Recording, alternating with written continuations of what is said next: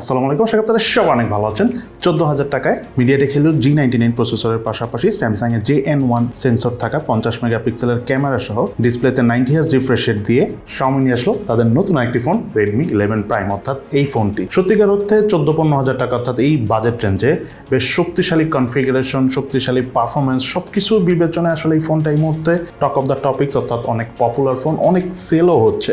যাই হোক, এই ফোনটি কিন্তু আমাদের কাছে আবার অনেক দিন ধরেই রয়েছে। So overall long time use করতে যেয়ে এই মার্কেট কিলার ফোনটির পারফরমেন্স আমরা কেমন পেয়েছি তা সব কিছু নিয়ে আজকের ভিডিওতে ইন ডিটেলস আলোচনা করবো। সো চলুন তাহলে দেরি না করে শুরু করা যাক।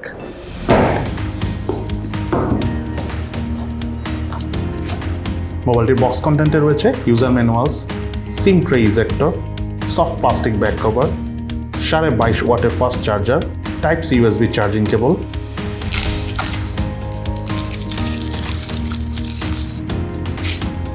এবং Redmi 11 Prime মোবাইলটি। রিয়ার প্যানেল স্টাইলিশ ম্যাট টেক্সচারের ফিনিশিং থাকা মোবাইলটি বাজেট বিবেচনায় যে কারো কাছেই ভালো লাগবে।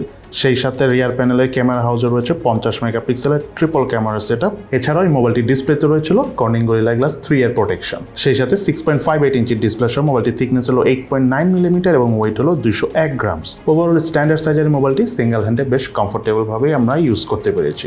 আমার কাছে থাকা এই মোবাইলটি কালার ভেরিয়েন্টটি হলো গ্রিন কালারের। এই মোবাইলে কিন্তু আরো দুটো কালার ভেরিয়েন্ট রয়েছে। বাটন এবং পোর্টসের কথা বলতে গেলে মোবাইলের রাইট সাইডে রয়েছে ভলিউম রকার এবং পাওয়ার বাটন, এবং এই পাওয়ার বাটনটি সাইড মাউন্টেড ফিঙ্গারপ্রিন্ট স্ক্যানার হিসেবে কাজ করে। মোবাইলটির লেফট সাইডে রয়েছে সিম কার্ড ট্রে, যাতে দুটি সিম কার্ড ইউজ করার পাশাপাশি রয়েছে এক্সটার্নাল মেমোরি কার্ড ইউজ করার সুবিধা। মোবাইলটির উপর অংশে রয়েছে আয়ার ব্লাস্টার এবং 3.5mm হেডফোন জ্যাকের পোর্ট। মোবাইলটির নিচের অংশে রয়েছে মেইন স্পিকার, প্রাইমারি মাইক এবং USB type C charging port. এই মোবাইলটিতে থাকা সাইড মাউন্টেড ফিঙ্গারপ্রিন্ট স্ক্যানারের পজিশন আমার কাছে একদম ঠিকঠাক জায়গায় রয়েছে বলে মনে হচ্ছে। সেই সাথে ফিঙ্গারপ্রিন্ট স্ক্যানারটি টাচ করার সাথে সাথে আনলক করে ফেলছিল। এছাড়াও মোবাইলে থাকা ফেস আনলক সিস্টেমটি যথেষ্ট ফাস্ট এবং স্মুথ কাজ করে। তার পাশাপাশি মোবাইলটিতে ইম্পর্টেন্ট 23টি সেন্সরসও রয়েছে। এই মোবাইলটার স্পিকার পারফরমেন্সের কথা বলতে গেলে সাউন্ডের লাউডনেস একদম ঠিকঠাকই রয়েছে। তার পাশাপাশি সাউন্ডের বেস এবং ক্রিসপিনেস আমরা যথেষ্ট ব্যালেন্স পেয়েছি, এবং সেই সাথে 100% ভলিউমও এই মোবাইলটার স্পিকার থেকে কোনো প্রকার ডিস্টর্শনে দেখা পায়নি। ওভারঅল প্রাইস হিসাবে এই ফোনটার স্পিকার পারফরমেন্স আমাদের কাছে ভালোই লেগেছে। অপারেটিং সিস্টেম হিসাবে মোবাইলটিতে রয়েছিল অ্যান্ড্রয়েড 12 ভার্সন, ইউআই হিসেবে রয়েছে Xiaomi MIUI 13। সে সাথে মোবাইলটিতে রয়েছে আপ টু 1GB থেকে 3GB ভার্চুয়াল র্যাম ইউজ করার সুবিধা। মোবাইলটির মাল্টিটাস্কিং পারফরমেন্সের কথা বলতে গেলে আমরা ওভারঅল বেশ স্মুথ পারফরমেন্স পেয়েছি। র্যাম হ্যান্ডেলিং ঠিকঠাক মতোই করছিল। অনেকগুলো অ্যাপসও যখন আমরা ব্যাকগ্রাউন্ডে রান করে ইউজ করেছি তখন কোনো প্রকার কোনো প্রবলেম পাইনি। সেই সাথে খুব smoothly app to app solve করে আমরা এই ফোনটিতে ইউজ করতে পেরেছি। Overall multitasking performance butter smooth ছিল প্রাইস বিবেচনার এই ফোনটিতে।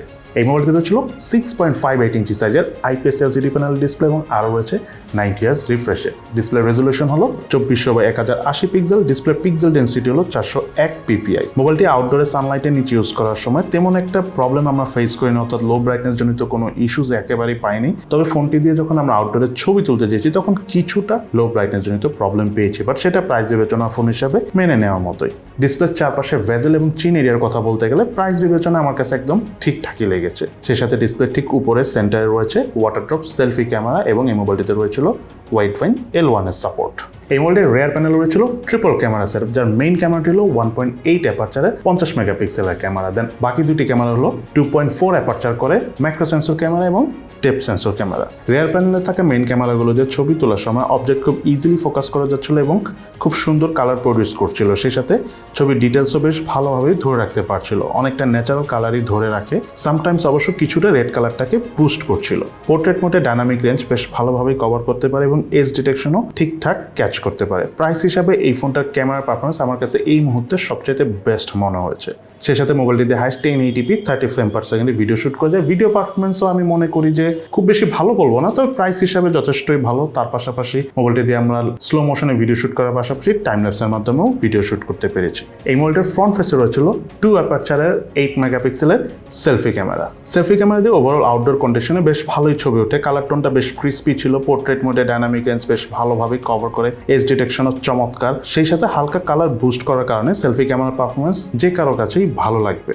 এই মোবাইলটিতে রয়েছিল ক্যামেরা টু APS সাপোর্ট। আপনি চাইলে ইন ফিউচারে এই মোবাইলটিতে ম্যানুয়াল ক্যামেরা অর্থাৎ Gcam ইউজ করতে পারবেন। এই মোবাইলটিতে রয়েছিল 5000 mAh ব্যাটারি এবং সাথে রয়েছে 22.5 ওয়াটের চার্জার। তবে মোবাইলটির সাথে 22.5 ওয়াটের চার্জার থাকলেও ফোনটা সর্বোচ্চ 18 ওয়াট পর্যন্ত চার্জিং সাপোর্ট করে, এবং 18 ওয়াট চার্জিং স্পিডে এই ফোনটি সম্পূর্ণ চার্জ করতে আমাদের অ্যারাউন্ড 2 ঘন্টা থেকে কিছুক্ষণ বেশি সময় লেগেছে। তবে ফোনটি যখন আমরা বেসিক ইউজ করেছি, মানে খুব একটা রাফ অ্যান্ড টাফ ইউজ করিনি, তখন অল ইন অল মানে এই ফোনটা চার্জ ব্যাকআপ আমরা 1.5 দিনের কাছাকাছি পেয়েছি। অপরদিকে যখন আমরা হেভি গেমিং মানে টানা মুভি টুভি দেখেছি তখন স্ক্রিন অন টাইম অর্থাৎ চার্জ ব্যাকআপ পেয়েছি অ্যারাউন্ড 5 আওয়ার্সের মতো।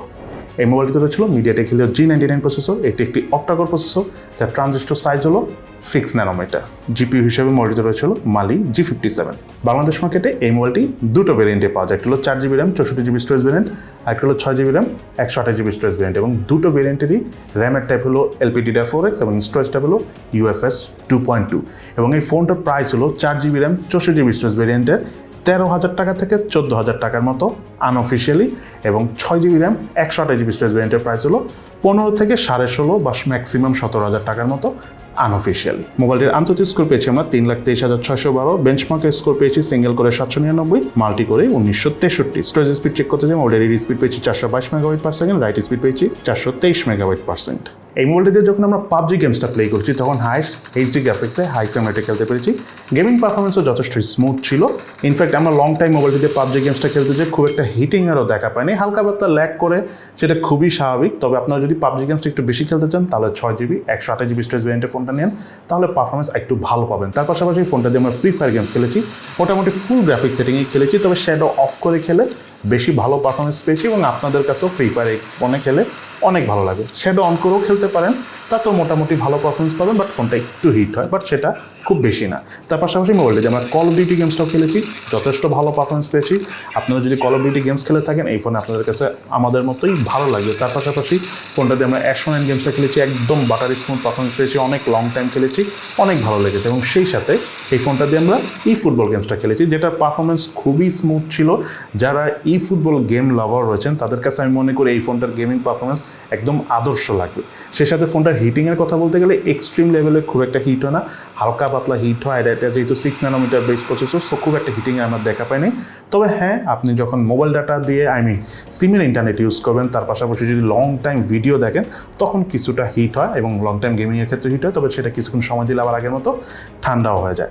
এই মোবাইলটি ছিল 4G সাপোর্ট, তার পাশাপাশি ওয়াইফাই 2.4 GHz এবং 5 GHz দুটোই সাপোর্ট করে। এবার চলো আমরা জেনে নিই এই মোবাইলটা কি ল্যাকিংস অর্থাৎ দুর্বলতা রয়েছে, এবং তার পাশাপাশি এই ফোনটা কি বেস্ট সাইড অর্থাৎ ভালো দিক রয়েছে। প্রথমে চলো আমরা জেনে নিই এই মোবাইলটা কি ল্যাকিংস অর্থাৎ দুর্বলতা রয়েছে।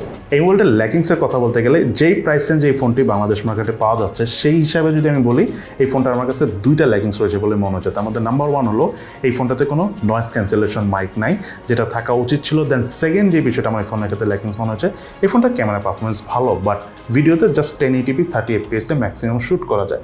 আমার হিসেবে 1080p 60 fps ভিডিও শ্যুট করার অপশন থাকলে খুবই ভালো হতো, এবং আমাদের কাছে আরও ভালো লাগতো, আপনাদেরও অনেক ভালো লাগতো।